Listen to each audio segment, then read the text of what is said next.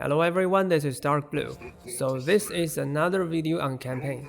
We have seen some cases about camping before, some about macro decisions and some on a certain subsystem.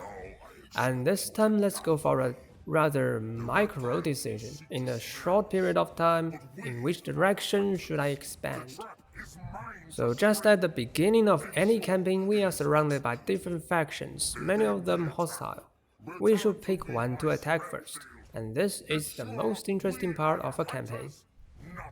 Now it's apparent that this is a campaign topic, so we should again employ our old friend, the core principles for making campaign decisions. Growth, tax, and more battles, and an additional ultimate goal to increase military power. Now let's use these principles to aid us in making decisions. To guarantee the population growth, we need to occupy cities as early as possible, and we know settlement tier will drop whenever it's occupied by another faction. So we have to protect these cities in case it's occupied by some other faction and then taken back and so go down to tier 1 again. And to guarantee tax income as well as some other profits, we want to choose better provinces to occupy. Good landmarks used for resources, they make a good province, so a good target. And the other two targets, more battles and military power, is easy to reach. We don't need to pay too much attention to them. So there are only two things that need considering. Choose a profitable province as target and manage to protect it. And this is how you can do this. Observe nearby provinces and evaluate them. Good landmarks, good resources like gold, or a port in the main settlement that can go to tier 5, just evaluate nearby provinces according to these standards and pick up some candidates. But what we want is not only a profitable province, but also one that is easy to protect. So next, we need to check out our neighbors. If a nearby faction can be in our ally, the direction is safe. If it's an enemy, we'll have to annihilate it, and to do so, we will occupy all its cities. These cities, since they are only the side effect of annihilating the faction, are not required to be constructed at once. Just save your limited resources for more profitable ones. They can serve as a protecting barrier between us and other factions, so we don't need to care about the outer world. There is also the third case. A nearby faction can be temporarily neutral. They won't turn against us in a certain period of time, but we will eventually turn against them. So go to deal with the more emergent problems and save some time in the future to destroy them. After a thorough analysis of all nearby factions like this, we can come to know if a province is easy to protect. And then you can choose your target according to the profit you can get from a province and the effort required to protect it. Choose one target and conquer it, and then choose the next one. After a few turns, you will become unstoppable. So now we have some methods you can just follow. Evaluate your nearby provinces and the difficulty to protect it, then choose your target. Next, let's see an example, how to play as Malekith in the Vortex campaign.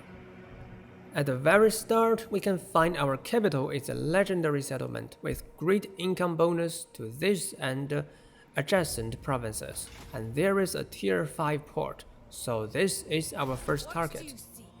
And the neighbors we have now include Noska, Hargarnith, and a non-legendary Dark Elves faction with a red icon on the south. So Hargarnith is a legendary faction and therefore our ally. And the rest two factions are neutral for now. The Red Dark Elves can stay in peace with us forever actually, but the Noska will not. It's not a good idea to head directly into the cold north right from the beginning, however. But they favor the Skaven nearby, and we have a default agreement with the Skaven somehow, so we can come to some agreement with the Noska faction at a relatively low cost, and choose another time to destroy them. So let's conquer our capital province and make friends with Noska. And then we have two directions to go. There is gold in ground to the east, and there is an income landmark in High Reef to the south. So they are both good targets, but ground is also the target of our ally Hargarnith. We still want the city though, so let's conquer it as fast as possible. Now we have two new neighbors. The Skaven faction can stay neutral for a certain period of time, but not forever. And a Lizardman faction in the far east will be blocked by the Skaven and Hargarnis, so this should not worry us. And then we again have two possible candidates. We can go back for Highgrave or directly go for the Shadow King and then Oswan. Personally, I think the capital of Shadow King is useless in the early campaign, and it's difficult to protect newly conquered cities in Oswan, as Tyrion and Avalon will attack us on both directions. So I prefer Highgrave. Also, a rogue army will spawn in our capital as a part of a quest, so heading back for Highgrave makes even more sense. After conquering Highgrave, we will enter Shadowhood. There are a legendary Beastman faction which is a great threat, and Wood Elves, legendary Skaven and Shadow King. This place is just crazy, so it's your turn to analyze this area and choose one target. Just go on and leave some comments to share your thoughts with us. So in this example, I was just using the method we talked about before. Analyze the profit and cost in order to choose one target and manage to protect the newly conquered lands according to whether neighbors are friends, enemies, or temporarily neutral. You can refer to this method if you have no idea how to figure out your expanding plan, and compare your plan with other players to seek for some inspiration. Hope this video is helpful. Thanks for watching, see you around.